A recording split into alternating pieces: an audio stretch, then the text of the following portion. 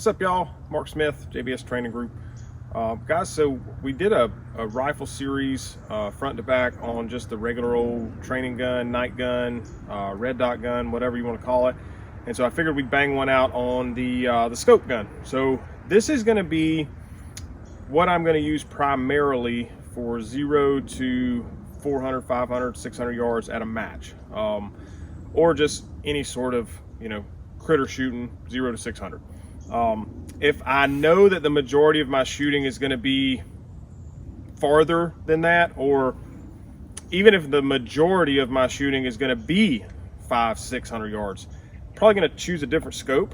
But because the majority of the shooting I do with this gun is inside of 600, most of it even inside of 300, this is plenty of magnification for what I'm trying to do. So this is the LPVO gun. This gun is well used and pretty old to me, so it's a little beat up, forgive that, but still works true, still runs great, and it's a lot different than the other one, so I figured we'd do a video on it.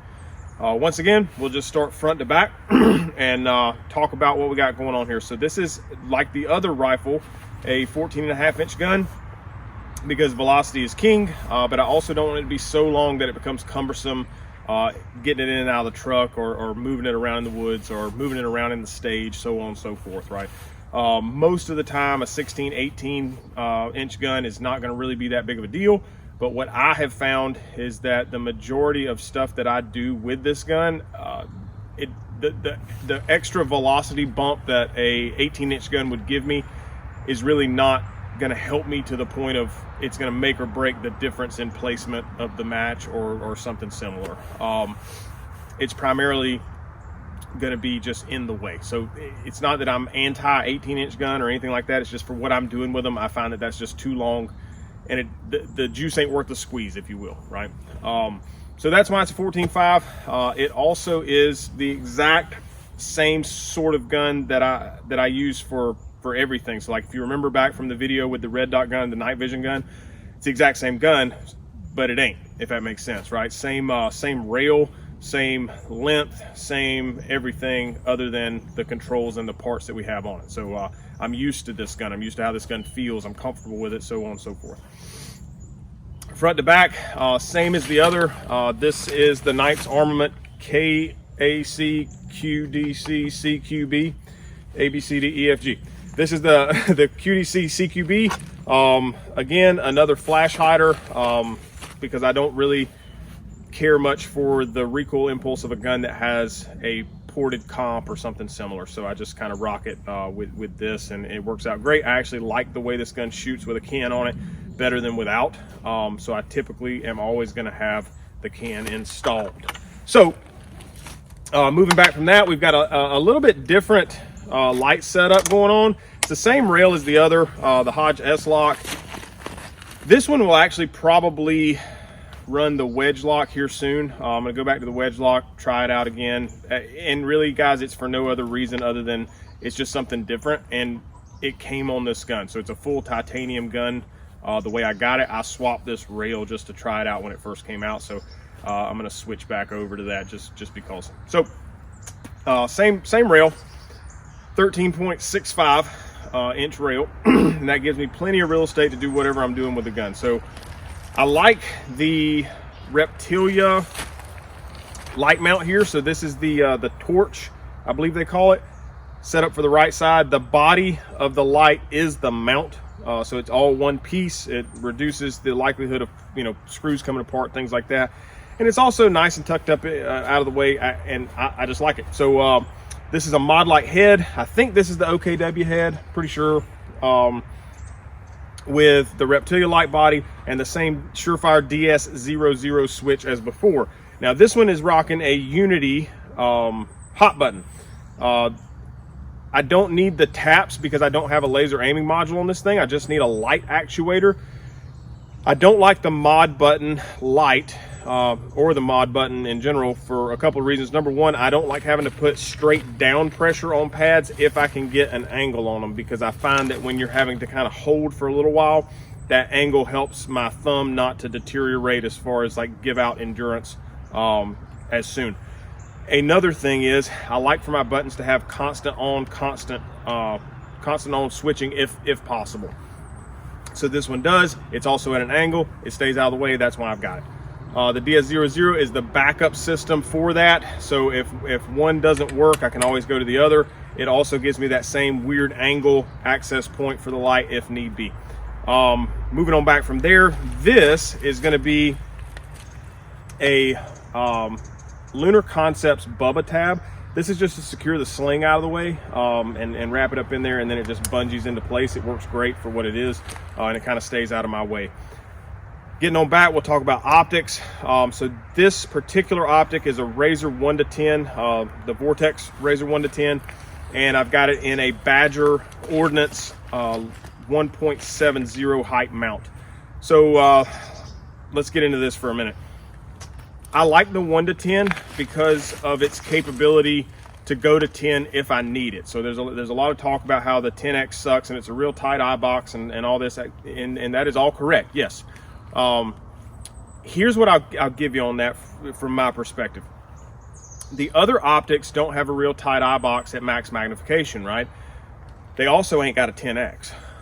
If they did, they would have real tight eye boxes at max magnification. So while this one does have a tight eye box at max magnification, what people seem to gloss over is the fact that you ain't got to go to max magnification. You can stop at 6, you can stop at 8, you can stop at wherever, and it works out great. I like having 10X on board if needed because it sometimes gives me that little bit of an edge that the 1 to 6 just won't give me. I also really like the reticle in this particular optic, the opaque center segmented dot, where I can actually see through it and see the target through the reticle. That's pretty cool. I've never seen that before. Not saying it's never been done before, but I've never personally used an optic that had that capability, and I like it a lot. I like that it has wind holds in it. I like that it has the half reticle holds in it. A lot of reticles in LPVO offerings that are in mills are going to have solid mill holds. So you think Razor 1 to 6 is a good example. Those, excuse me, those hash ticks are in 1 mil increments, and sometimes the target requires a finer aiming point than that, and it might call for a 1.6 mil hold, and you're stuck going, well, I just got to kind of line it up in between and hope for the best. And that works on certain targets at certain distances, but sometimes, man, that extra little bit of precision you get from a half mil line will come in handy. So personally, that's how I like to roll that thing. 1.7 height, because the majority of the shooting I'm doing with this thing is going to be 400 yards and in, and it's going to be off of barricades. I find that on barricades, I don't like to have to lay down flat on the gun to be able to see through the optic. So I bring the optic up just a touch, and just like with anything, when the optic comes up, the cheek comes with it, because consistency is king, and that's how I kind of set that thing up. I've found no detriment to having a 1.7 over a 1.54, and so in that aspect, comfort becomes king, and so I'm going to go with the most comfortable option, which is the 1.7. I don't typically like the 1.93. Number one, because it doesn't do anything for me. It doesn't solve a problem that I have. And there's a couple of weird issues that can come from raising an optic up that high. And frankly, I just think it makes it harder on the shooter as far as different engagement distances and parallax issues and things like that, with bullet arcs being higher than usual, blah, blah, blah. So that's why I just go 1.7 and call it a day. Offset dot is going to be the Loophole Delta Point Pro. Typically, I like an enclosed emitter offset dot, but for the purposes of this gun, which is primarily just a match gun and just to kind of, this ain't the gun that I'm gonna like fight with or anything crazy. I don't plan to anyway, so I'm not really all that concerned about this open emitter. I have on multiple occasions had debris get into an open emitter optic that's offset from the gun, and cause me not to be able to see through the offset dot, because it doesn't reciprocate like it does on a slide. Like on a pistol slide, you get snow in it, you know, you can still kind of see a little bit of a dot, and you pull the trigger and all the snow comes out of it most of the time. That doesn't really happen with these, so it becomes a little more of a, I got to dig it out of there or whatever. Or, man, I got a separate option here. I can just go down to 1X, right, and use the main optic. Not that big of a deal, and when that does happen, it doesn't happen like so often that it becomes scary for me, right? Like it's happened twice, so it's really not that big of a deal. So that's why it's an open emitter on this, because I know somebody's going to ask. Moving on back from that, this is a Knights Armament level bubble level that goes on the back of the gun here. Just make sure that when I'm shooting at stuff that's, you know, 400, 500, 600 yards away, and I'm not getting an impact, something weird's going on, I'm in a weird position, I can just peek down at this level, make sure that that gun is actually level so that the reticle reading is true, and I'm not all cockeyed and just didn't know it. So it's just a little 1 ounce part that really can make life a little more simple in certain places. This gun is different than the other by way of the buffer tube system. This is running an A5 system, mainly because a long time ago, Viltor reached out and wanted me to test their modular buffer kit, and I needed an A5 tube to do it. So I slapped it on there, ended up finding out some pretty cool stuff about what this gun likes by way of buffer selection, and it's still on there because it hasn't given me any reason to take it off. One of the things I really dig about the A5 system is for a taller, longer guy, right? Longer limbs, longer torso, that kind of thing. I like that extra notch, that extra like half, 3/4 inch, whatever it is, that it gives me on my length of pull. That seems to be a lot more comfortable for me than the majority of stocks that I get behind where it's standard buffer tube. I always wish that standard buffer tube was just a touch longer, just a hair. But that's a personal thing. Other than that, let's talk about the ARCA rail, how this thing's on this tripod. So I run an ARCA rail on my match guns because it allows me to do a couple things. So ARCA rail comes out of the photography industry. It's essentially just a long flat rail that I've got on the bottom of the gun, lets me snap it into ARCA tripod mounts, lets me put ARCA bags on here if I wanted to set a bag on here for a stage to go ahead and pre-game a bag placement. They've got bipod setups for this where you can put a bipod on it, and the cool thing about a bipod on an ARCA rail, or really anything on an ARCA rail, is it's not like M-LOK in that I have to pick a certain slot, right? With ARCA, you can put it anywhere. There is no certain slot you have to put it in. You just slide it wherever you want it, tighten it up, and that's that. It works out really, really good, y'all. Badger charging handle on this one, my preferred charging handle. And other than that, that's same controls as the other rifle. I got the 4 controls designed, Q safety selector, 60-degree throw. I've got the Parker Mountain Machine oversized bolt catch, and I've got the Geisley SSAE-X lightning bow trigger on it.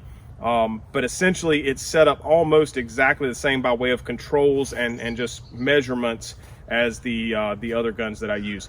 So this would be 0 to 600 gun. This would be the match gun for DMR match, things like that.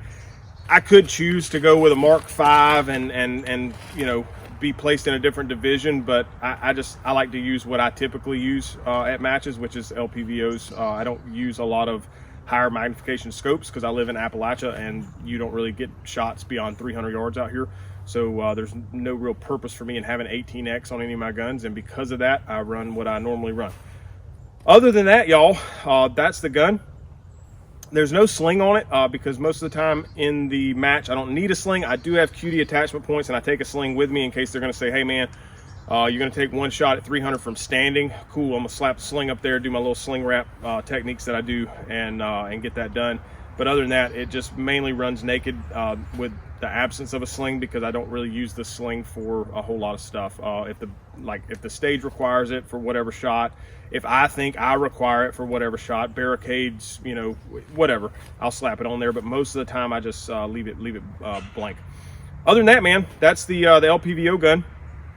Hope you guys dig this. We got classes coming up, man. The rest of 2023 has been posted to the website, so you go check that out. We've got some Out Yonder courses where you'll see this guy make an appearance at, where we're shooting 0 to 300 at least, and we're going to be shooting it on some like respectable size steel. So like you don't get any full size silhouettes at that course. We're looking at A zones, and yeah, A zones are going to be about the biggest target you'll see out there. So we're looking at A zones, 8-inch circles, 6-inch circles, maybe even some 3-inch circles from weird positions and barricaded positions. It's a fun class. You'll see this gun out there doing some stuff. So other than that, man, like, subscribe, share. And if you got any other videos that you got in mind that you'd like to see, drop them in the comments. We'll see if we can't get them banged out. Appreciate the heck out of y'all, man. Mark Smith, JBS Trainer Group.